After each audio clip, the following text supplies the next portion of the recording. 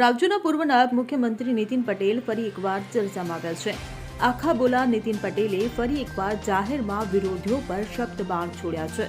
કડી તાલુકાના ડરણ ગામે દામોદર જીવરામ પટેલ નૂતન વિદ્યાલયના અમૃત મહોત્સવ અને નવા મકાનના લોકાર્પણ પ્રસંગે પૂર્વ નાયબ મુખ્યમંત્રી નીતિન પટેલે વિરોધીઓને આડે હાથ લીધા હતા। નીતિન પટેલે જણાવ્યું હતું કે જમીન દલાલોની માફક રાજકારણમાં પણ દલાલો થઈ ગયા છે।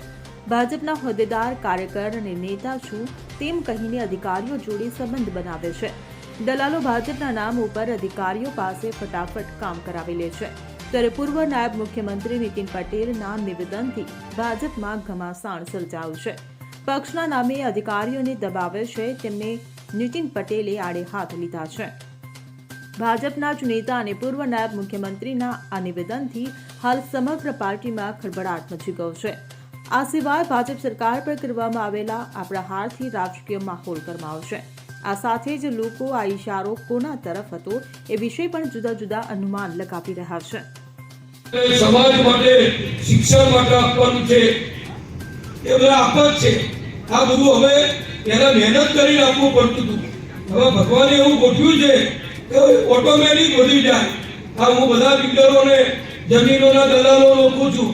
જમીનના દલાલો ખાલી મોટરસાઇકલ લઈ ફરે, પાનના ગલ્લે, ચાની લારીએ બેસે, બેટા છોકરી હોય, કરી અમારો કરણનગર રોડ, બધા દલાલો અને હવે રાજકારણના દલાલ બધા થઈ ગયા છે।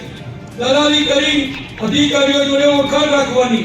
ભાજપનો હોદ્દેદાર છું, ભાજપનો કાર્યકર છું, નેતા છું, એટલે અધિકારીએ ફટાફટ કામ કરી આપે। આ ભાજપ સરકારે બધાને બહુ મોટા સુખી કર્યા, એટલે દલાલી કરતા કરતા આજે બધા કરોડપતિ થઈ ગયા। એટલે આ બધું ભગવાનની આશીર્વાદ છે, દુનિયા માતાના આશીર્વાદ છે।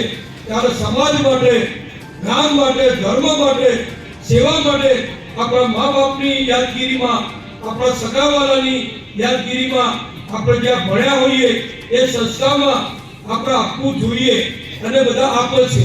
ખૂબ સારું દાન તમે બધા આપ્યું છે અને ખૂબ સારું સત્કુર અહીંયા અશ્વિનભાઈએ પહેલા શરૂઆતમાં જે કહ્યું તો 2002 માં આવેલો, 4 માં આવેલો, પછી આવેલો, એક મોટો એક ઘર એવું નહીં હોય તો હું તેમને બધાને ઓળખતો ના હોઉં, તો બધા મને ના ઓળખતા હોય। અને હું તમને એ પણ કહી દઉં, હું આ બધું બોલી શકું છું કે આ બધું જે કર્યું છે એ મારી શક્તિથી નથી કર્યું। તમે બધાએ ગામડાના આગેવાનોએ, વડીલોએ, હું 1990 માં પહેલી વાર ધારાસભ્ય તરીકે બોલ્યો, કારણ કે હું નવો હતો, કડી નગરપાલિકાનો પ્રમુખ હતો, કડી બાદ મને બહુ કોઈ ઓળખાણ નથી। એ વખતે ગામડાના આગેવાનોએ તમે બધાએ ભેગા થઈ અને મને ધારાસભ્ય બનાવ્યો। પછી તો સતત ધારાસભ્ય થયો, આપણી ભાજપની સરકાર આવી તો આરોગ્ય મંત્રી થયો, માર્ગ મકાન મંત્રી થયો, નાણાં મંત્રી થયો, નાયબ મુખ્યમંત્રી થયો, બધું જ થયું। પણ મારા હિસાબે નહીં, મારી શક્તિથી નહીં, તમારા બધાના આશીર્વાદથી, તમારા બધાના સહયોગથી। Bureau report CN24 news. હવે જુઓ દેશ દુનિયાની તમામ ખબરો તમારી આંગળીના ટેરવે।